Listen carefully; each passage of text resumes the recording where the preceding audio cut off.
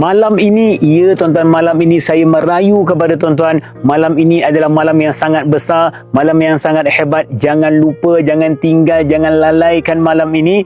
Kerana malam ini adalah malam 27 Ramadan. Kebanyakan ulama di Al-Azhar menyatakan tidaklah Lailatul Qadar itu berlaku melainkan pada malam 27 Ramadan. Bila? Ya, malam ini tuan-tuan dan puan-puan.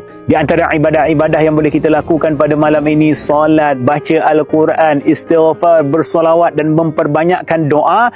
Tuan-tuan, kita luaskan rezeki orang lain, maka Allah akan luaskan rezeki kita bersama, iaitu dengan bersedekah ataupun berinfak. Dan saya nak mengajak kepada tuan-tuan dan puan-puan, kita sedang mengumpulkan dana untuk membeli tanah 6 ekar ini untuk membina fasilitis bagi anak yatim dan juga asnaf, warga emas, dan untuk membina masjid pertama kita. Ya, di atas tanah 6 ekar ini akan ada masjid, pusat pengajian yang akan bising tuan-tuan dengan ilmu dan juga bacaan Al-Quranul Karim. Tuan-tuan, Ramadan, Lailatul Qadar, Tarawih, semua akan meninggalkan kita. Tapi percayalah, RM1 yang tuan-tuan keluarkan akan tetap kekal bersama dengan kita hingga ke syurga kelak. Jangan tinggalkan video ini, melainkan tuan-tuan telah bersama, tuan-tuan telah sebar-sebarkan, tuan-tuan telah sampaikan. Ya Allah, sampaikan Lailatul Qadar kepada kami, izinkan kami beribadah di dalamnya,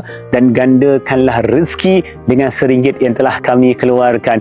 Moga Allah mudahkan segala urusan. Salam Lailatul Qadar daripada saya, tuan-tuan dan puan-puan. Moga Allah mudahkan segala urusan. Alhamdulillah. Jom berterima kasih kepada Allah.